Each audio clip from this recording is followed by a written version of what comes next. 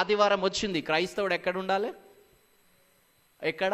ఆయన నివాసంలో, ఆయన మందిరంలో ఉండాలి. కానీ మనం పొద్దున్నే లేచి ఫ్రెండ్ లేదా ముందే ప్లాన్ చేసుకుని ఈరోజు బయటికి ట్రిప్కి వెళ్దాం, హల్లెలూయా, లేదా బయటికి పబ్కి వెళ్దాం, లేకపోతే మూవీకి వెళ్దాం, లేకపోతే ఆల్కహాల్ సేవిద్దాం, లేకపోతే సిగరెట్ తాగుదాం, లేకపోతే నేచర్ని ఎంజాయ్ చేద్దాం, ఎక్కడెక్కడికో గర్ల్స్ తోటి బయటికి వెళ్దాం, లేదా బాయ్స్ తోటి బయటికి వెళ్దాం, let's enjoy the day.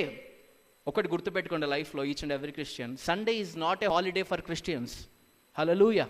Sunday is a holy day for each and every Christian. I'm right? అనగా ఆదివారం మనకి పరిశుద్ధ దినం, విశ్రాంతి దినం. దాన్ని ఎలా ఆచరించాలంట?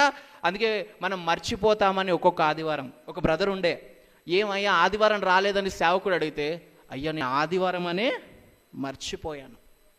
హల్లెలూయా, హల్లెలూయా. నేను లేవలేదు, లేచి యథావిధిగా మండే టు సాటర్డే ఎలాగైతే రోజు వ్యాపారం చేసుకుంటానో ఆదివారం కూడా అలానే వ్యాపారానికి వెళ్ళిపోయాను. ఎక్కడున్నావు నాన్న అంటే, పనికాడున్నాయి గారు.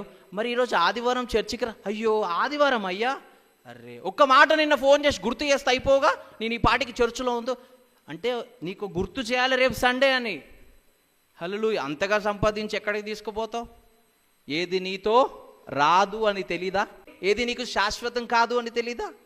అందుకే ఈరోజు లోకస్తులతో మనం పొత్తు పెట్టుకొని, అందుకే ఏమన్నాడు, అన్యునికి మనకి పొత్తు ఉండకూడదు, లోకస్తులతో పొత్తు ఉండకూడదు, లోకస్తులతో సహవాసం నో.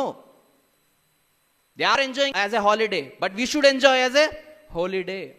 చాలామంది నన్ను అంటారు, ఏరా ఎప్పుడు చర్చు దేవుడు అంటావు, ఏ ఒక్క ఆదివారం కూడా మాతో బయటికి రావు అంటే, ఇంకెప్పుడు రా నువ్వు ఎంజాయ్ చేసేది? లైఫ్లో ఎంటర్టైన్మెంట్ ఏది, ఎంజాయ్మెంట్ ఏది, నువ్వు ఎక్కడ ఆనందిస్తావు? మీకు ఎక్కువ పండగలు కూడా ఉండవు అంటే ఏం మాట్లాడుతున్నావు? Hallelujah. Each and every Sunday is a festival to me. I will enjoy like that. Hallelujah. ప్రతి ఆదివారం నాకు పండగే. నేను ప్రతి ఆదివారం పండగలానే దాన్ని ఆచరిస్తాను, అది ఘనంగానే ఆచరిస్తాను. నేను అందుకే ఎవ్రీ సండే నేను ఏదో పాత బట్టలు వేసుకొని యథావిధిగా రాను. చాలామంది అయితే షార్ట్లు వేసుకొని వస్తారు, హల్లెలూయా, నైట్ డ్రెస్ వేసుకొని వస్తారు, హల్లెలూయా, మాసిపోయిన బట్టలు వేసుకొని వస్తారు, బట్టలు లేనట్టు. అదే ఫంక్షన్లోకి అయితే అది ఖరాబ్ అయినా డ్రై క్లీనింగ్ ఇచ్చుకొని మరి, లేదా ఐరన్ చేసుకొని మరి ఇక్కడికి ఐరన్ చేసుకొని రాం.